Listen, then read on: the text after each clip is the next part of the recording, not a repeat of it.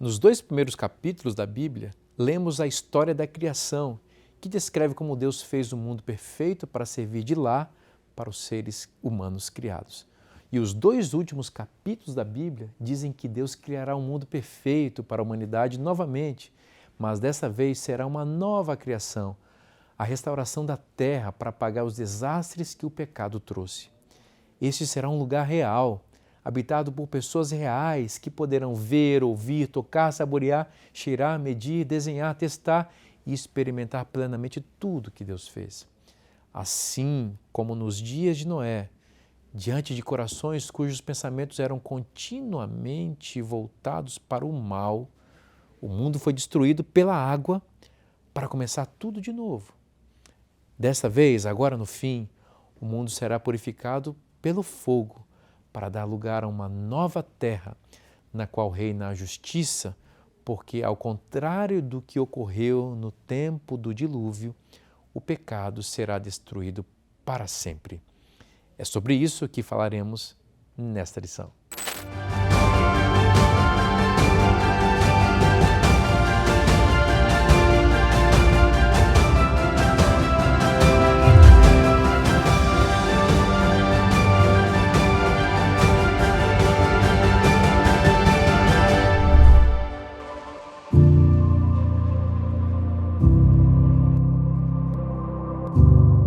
Em Apocalipse 21, 1 e 2, o apóstolo João afirma: vi um novo céu e uma nova terra, porque o primeiro céu e a primeira terra passaram e o mar já não existe.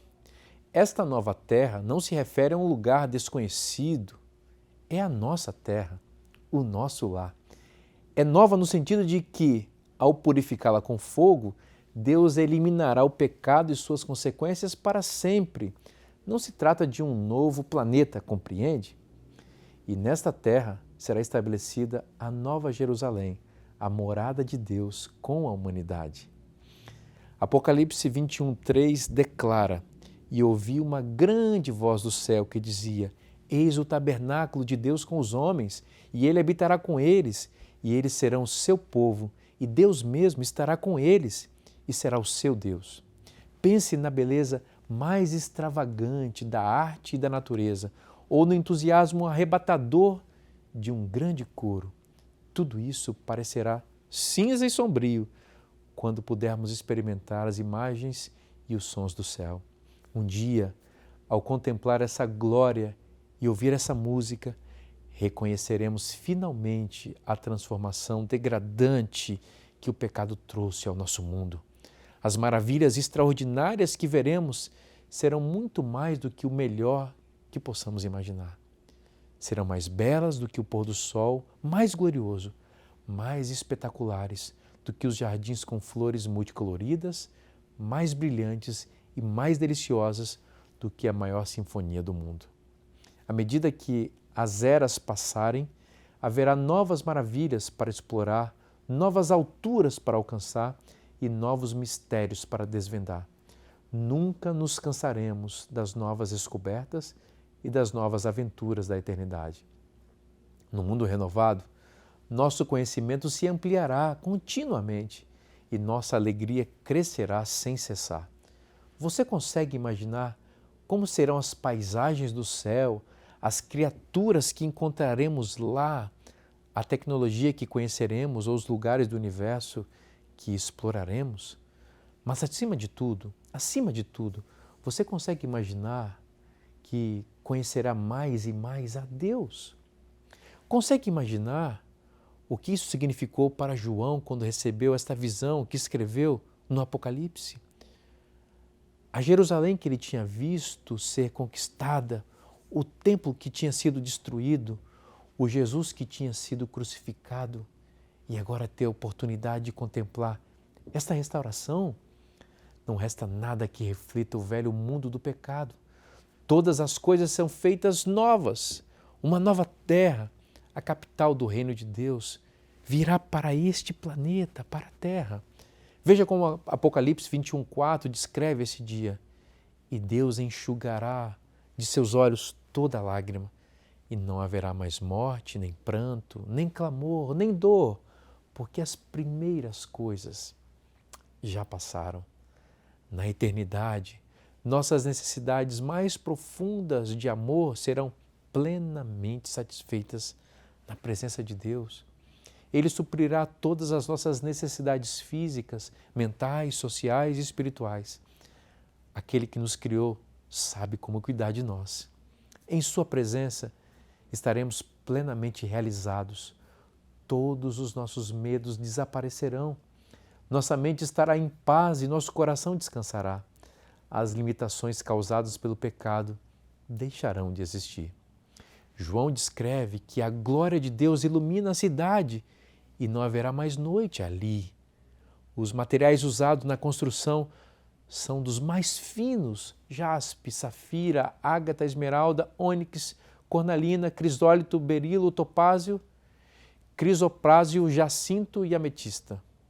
Porém, essas gemas não são o material principal da construção, mas sim um ouro mais puro do que qualquer outro conhecido. A cidade também terá uma muralha feita de diamante. Nem conseguimos imaginar como isso será. Do trono de Deus flui um rio puro de água da vida, e lá está a árvore da vida, que cresce de um lado e de outro do rio. Seus 12 frutos mantêm aqueles que deles comem sem envelhecer, sem deteriorar ou se cansar. Veja como o profeta Isaías, no capítulo 65, no verso 21, descreve essa nova realidade. Eles construirão casas e habitarão nelas, plantarão vinhas e comerão seus frutos, não construirão para que outro habite, nem plantarão para que outro coma, pois assim como são os dias das árvores, assim serão os dias do meu povo, e os meus escolhidos desfrutarão o trabalho de suas mãos. Não trabalharão em vão, nem gerarão filhos para a calamidade, porque são a descendência dos benditos do Senhor, e seus filhos estarão com eles. Antes que clamem, eu responderei. Enquanto ainda estiverem falando, eu os ouvirei. O lobo e o cordeiro passarão juntos, o leão comerá palha como o boi, e o pó será o alimento da serpente. Não farão mal, nem destruirão em todo o meu santo monte, diz o Senhor. Construir implica projetar, edificar, mobiliar e a possibilidade de reformar e reconstruir. A partir da palavra habitarão, podemos imaginar uma infinidade de atividades relacionadas à vida diária. O propósito básico da existência na nova terra é a restauração do que Deus havia planejado para sua criação original. No Éden, Deus deu ao primeiro casal um jardim para cultivar e guardar. Teremos trabalho ali, mas não para os outros, será para nós mesmos e nossa família. Se Isaías nos diz que plantaremos vinhas, por que não também outros cultivos, outras culturas? Se, como o Apocalipse indica, tocaremos harpas, por que não trombetas e outros instrumentos? Afinal, foi o próprio Deus que implantou na humanidade o desejo da criatividade e a colocou em um mundo com oportunidades ilimitadas.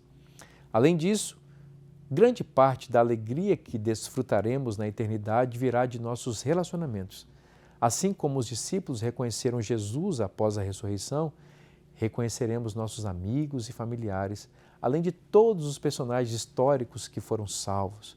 Você consegue imaginar uma conversa sua com Adão, Noé, Moisés, Davi, Salomão, ou os discípulos, ou Paulo, ou o próprio João? E claro, a comunhão com Deus e com os outros seres criados será perfeita. Não haverá mais personalidades distorcidas, lares destruídos ou comunhões interrompidas. Tudo será perfeito e saudável. Haverá apenas harmonia. Não é só isso. Sendo restaurados à imagem de Deus, todas as nossas faculdades e capacidades serão desenvolvidas e toda a competência humana será ampliada. A aquisição de conhecimento não cansará nossa mente, nem esgotará nossas energias. Os maiores projetos poderão ser realizados, as aspirações mais sublimes satisfeitas e as mais grandiosas ambições concretizadas. Sempre haverá mais a alcançar, novas maravilhas para admirar e novas verdades para compreender. Desenvolveremos obras com materiais inimagináveis, exploraremos o universo e descobriremos os segredos que o Criador reservou para este tempo. Não haverá obsolescência, desgaste, nem frustrações. Cada obra será perfeita, útil e cheia de propósito. A ciência, a arte e a tecnologia serão um testemunho constante da glória de Deus. E o aprendizado será um prazer eterno. Que privilégio será colaborar com Cristo em uma criação renovada e sem limites. Mas sabe de uma coisa? Mesmo que nada disso existisse, a maior alegria será continuamente estar na presença de Deus, para sempre, tendo comunhão com Ele ao longo das incessantes eras da eternidade. Aquela separação que o pecado causou no Éden nunca mais acontecerá. Longe de Jesus, nada disso teria significado, entende? Na eternidade sentiremos sempre mais fome e sede de Jesus, buscando maior conhecimento de sua vida e obra e mais comunhão com Ele. Por isso veja o que diz Isaías 66, 23. De mês em mês e de sábado em sábado virão todos adorar perante mim, diz o Senhor. Veja como alguns dos maiores autores cristãos descreveram a eternidade. C.S. Lewis, por exemplo, disse para nós: este é o fim de todas as histórias, mas para eles foi o começo da verdadeira história. A vida deles neste mundo foi apenas o título e a capa, e agora finalmente começará o primeiro capítulo da grande história que ninguém leu na Terra e que continuará para sempre, e cada capítulo é melhor do que o outro. John Piper disse o seguinte: a eternidade será o lugar em que a glória de Deus será vista e desfrutada para sempre. Deus nos restaurará para sermos o que Ele planejou desde o princípio. N.T. Wright escreveu: a nova criação não é uma fuga do mundo físico, mas sua restauração completa, em que a justiça, paz e misericórdia se unem para sempre. Dietrich Bonhoeffer escreveu o seguinte: a verdadeira esperança cristã não está em escapar da realidade, mas na restauração de tudo que foi destruído pelo pecado. Já Tim Keller mencionou: a restauração final será a redenção não apenas de nós, mas de toda a criação, que finalmente verá seu propósito cumprido no reino de Deus. Jonathan Edwards pensou o seguinte: o céu será uma eterna celebração da glória de Deus, um lugar em que a restauração completa e a plenitude de nossa humanidade serão reveladas. A. W. Tozer disse o seguinte: a restauração de todas as coisas não será apenas a devolução do que perdemos, mas a revelação de uma glória que nunca poderíamos imaginar. Billy Graham falou: a eternidade será uma realidade sem sofrimento ou tristeza, em que Deus enxugará cada lágrima e restaurará tudo o que o pecado tocou. Alguém também disse: a eternidade restaurada será um lugar de reconciliação e paz, em que tudo que foi danificado será restaurado e o que estava quebrado será feito novo. Enquanto compartilhava tudo isso com você, em minha mente havia apenas um pensamento: quero estar lá. Na verdade, não apenas quero, mas preciso estar lá. E é meu desejo e oração que esse também seja o seu desejo hoje. A eternidade restaurada por Deus não é um simples conceito, mas uma transformação gloriosa de tudo o que conhecemos, em que cada lágrima será enxugada e cada sombra de sofrimento desaparecerá. Será um lugar em que a beleza original da criação, que uma vez esteve em sua plenitude, aí sim será restaurada em sua expressão mais pura, sem o véu do pecado ou da dor. Imagine um tempo em que toda injustiça será corrigida, em que a paz reinará sem fim e o amor de Deus será derramado sobre nós em uma intensidade jamais experimentada. Na eternidade, nessa eternidade, não apenas seremos restaurados, mas descobriremos o que realmente significa viver de acordo com o propósito de Deus, para o qual fomos criados, por amor, para amar e para sermos amados. Assim, compartilho com você esse último texto bíblico que desejo que guarde com você. Está em Hebreus 10, 35 a 39. Não abandoneis, pois, a vossa confiança, que tem grande galardão, porque necessitais de paciência para que, depois de haverdes feito a vontade de Deus, alcanceis a promessa, porque ainda um pouco tempo e o que há de vir virá, e não tardará. Mas o justo viverá da fé, e se ele recuar, a minha alma não tem prazer nele. Nós, porém, não somos dos que retrocedem para a perdição, mas dos que creem para a preservação da alma. Pensar na nova terra, mesmo dentro de nossas limitações, é crucial, porque isso nos enche de esperança e transforma a nossa perspectiva de vida. Lembra-nos de que as aflições presentes são temporárias e não se comparam com a glória prometida, produzindo uma alegria profunda e uma força que nos permite resistir às distrações do mundo.